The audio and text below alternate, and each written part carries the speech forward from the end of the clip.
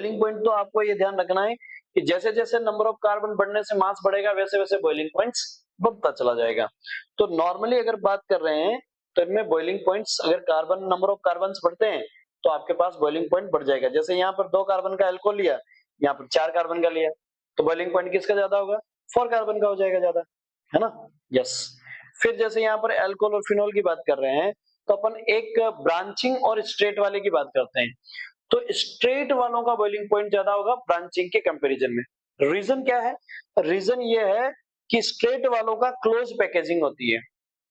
Reason क्या है कि स्ट्रेट वालों का क्यों होता है? क्योंकि उसकी क्या होती है? क्लोज पैकेजिंग होती है। अब देखो ब्रांचिंग है और स्ट्रेट है, तो अगर स्ट्रेट वाले हैं तो ऐसे ऐसे होंगे, स्ट्रेट वाले तो ऐसे ऐसे होंगे, और ऐसे ऐसे तो उनके बीच में जो स्पेस है वो कम होगा, है ना? कैसा होगा? कम होगा। तो इनकी पैकेजिंग अच्छी होगी।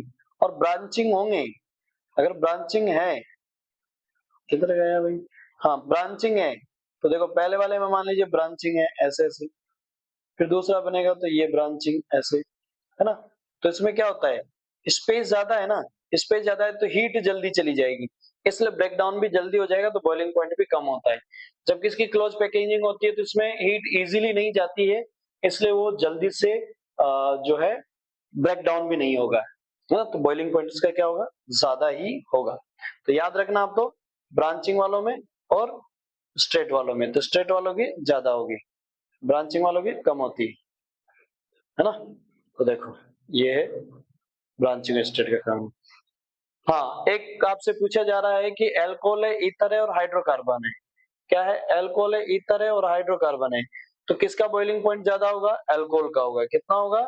351 हो रहा है। फिर किसका है? ईथर का है। फिर किसका है? हाइड्रोकार्बन। तो हाइड्रोकार्बन में O नहीं है और अल्कोहल में O के साथ H है, ईथर में H नहीं है, ध्यान रखना।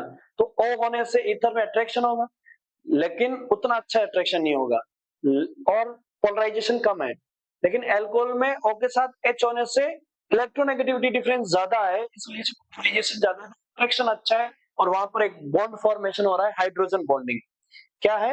Hydrogen bonding. तो आपसे अगर रीजन पूछे why the alcohol having high boiling point than the ether and hydrocarbon, तो what is the reason of this? तो क्या बोलोगे आप? सिंपली क्या आंसर दोगे? Your answer will be because the alcohol have hydrogen bonding between the molecules. क्या है वहां पर? हाइड्रोजन बॉन्डिंग है मॉलिक्यूल्स के बीच में, है ना? ये ध्यान रखना। तो इसका रीजन क्या है? हाइड्रोजन बॉन्डिंग है, इस तरह से हाइड्रोजन बॉन्डिंग बन जाती है। सॉल्युबिलिटी